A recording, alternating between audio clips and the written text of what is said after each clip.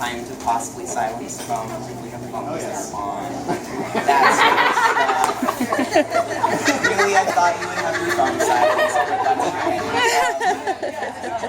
So, yeah. So I just kind of wanted to start with the idea that you don't, can everyone still hear me? Yes. I just wanted to start with the idea that you don't have to have a ceremony to have a marriage. I've known Nicole and Nick since high school when they met 13 years ago.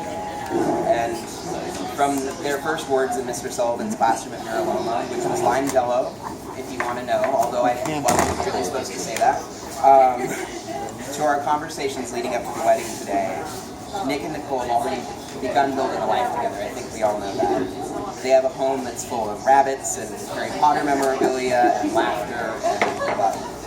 And they've supported each other and shared in really a full range of experiences, from learning the foxtrot through making it through the fire that burned down the apartment. And through all of it, I think what's always stood out to me about their relationship is the laughter. When we were on the phone planning all of this, Nicole talked to me about what I think is true for a lot of horse-loving kids, which is that she'd always imagined getting married on horseback. Her on a black horse, him on a white horse, and obviously horses in a surprise brunch wedding in Oakland don't really go together. But then Nick immediately responded with a Seussian sort of cavalcade of ways that we could sort of meet those criteria, that it could be on a rocking horse or on a carousel. And then they both started laughing, and that's characteristic of their entire time together. In Captain Crowley's Mandolin, love is described as a temporary madness. He writes, it erupts like an earthquake and then subsides. And when it subsides, you have a decision to make.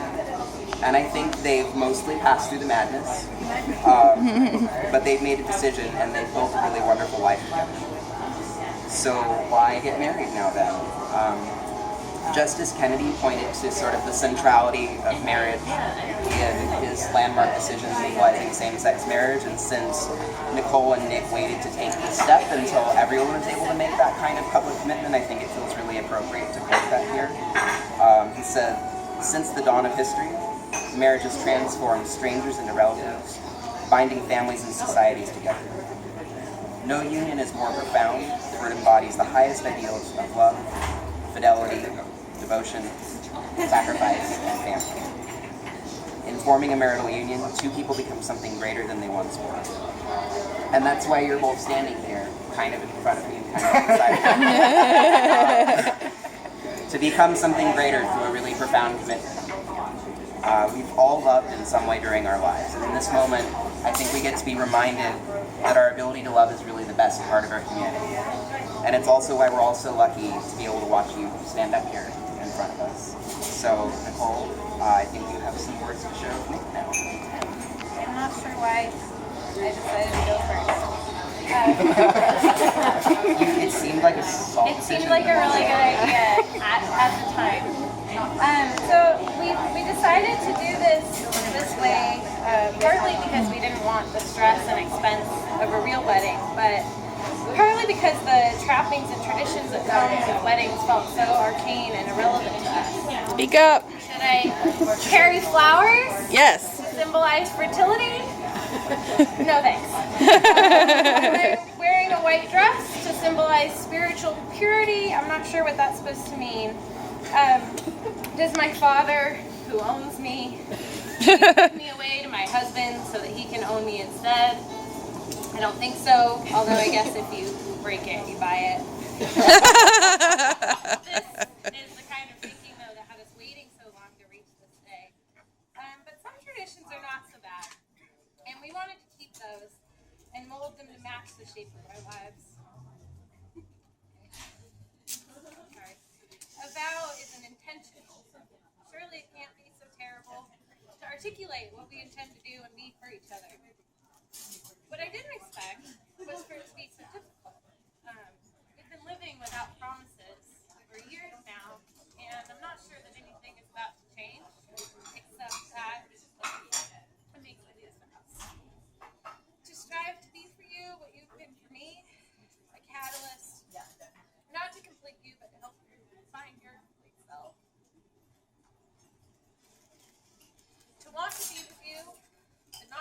you.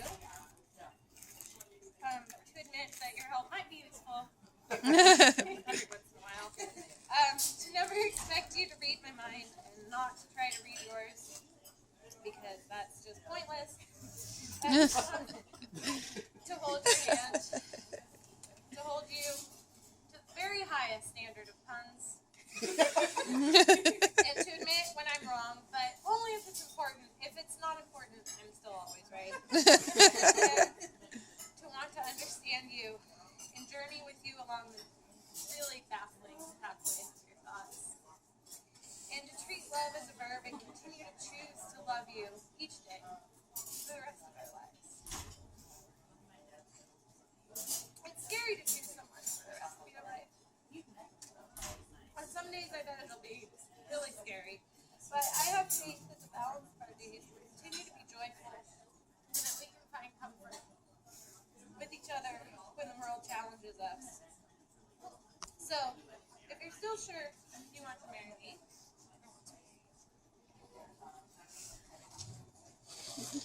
And Nick, now I think you also have some words to share with Nicole. I do.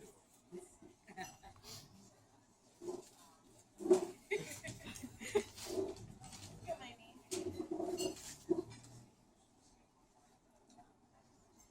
Heather, it's been a long 13 years. Speak up, Nick. Well, okay, hold on. And I've liked everything. And I can't wait for what the next 13 years, or 26 years, or however many years after that we have. And my hope is that as we grow old together, and grow more and more in love together, we have more good times than bad. I would like to do a quick reading from really one of the most appropriate of theater works. I know. It's a sonnet, so it's short. But let me not to the marriage of true minds admit impediments.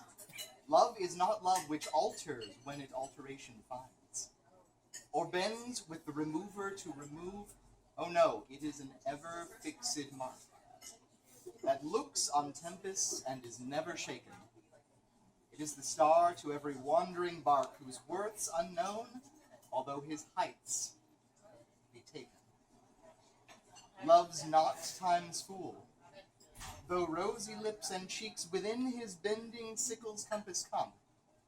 Love alters not with his brief hours and weeks, but bears it out even to the edge of doom. If this be error, and upon me proved, I never writ, and no man ever loved. You are the sun in my east.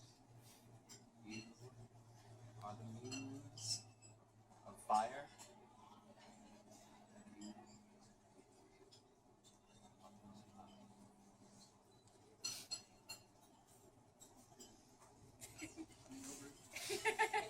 This way now. Less eloquently than that. So. I'm good. You both fell in love by chance. But you're both here today because you're making a choice. You're choosing each other. Someone who enhances you, someone who makes you think, makes you smile, and makes each day brighter. The words you've just spoken to each other and the lines that you're about to say next are based on a simple premise. You're vowing to be there, not to fill your own emptiness, but to help you know your own fullness. A mountain needs a valley to be complete, and the valley makes the mountain more, just as the mountain emphasizes the valley by shading it. So it is with each of you, embracing each other, but not encircling, choosing not out of lack, but rather out of joy in each other's union. So, and you're going to go first again.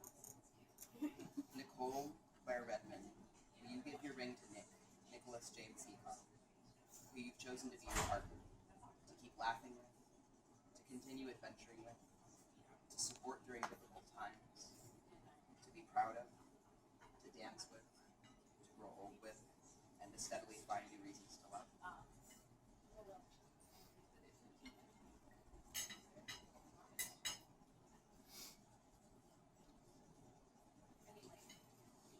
Will you, Nicholas James Heacock, give your ring to Nicole Redmond, who you've chosen to be your partner, to keep laughing with, to continue adventuring with, to support during difficult times, to be proud of, to dance with, to roll with, and to steadily find new reasons to love.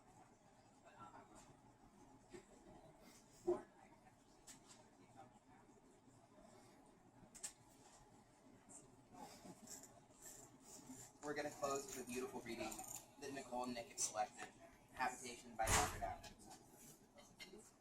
Marriage is not a house or a tent. It is before that and cold. The edge of the forest, the edge of the desert, the unpainted stairs, at the back of the squat outside of the cottage, the edge of the receding glacier, where painfully with wonder at having survived even this far, we are learning to make fire. And now I have the joy of presenting to you Nicholas Heacock and Nicole Redmond, who are officially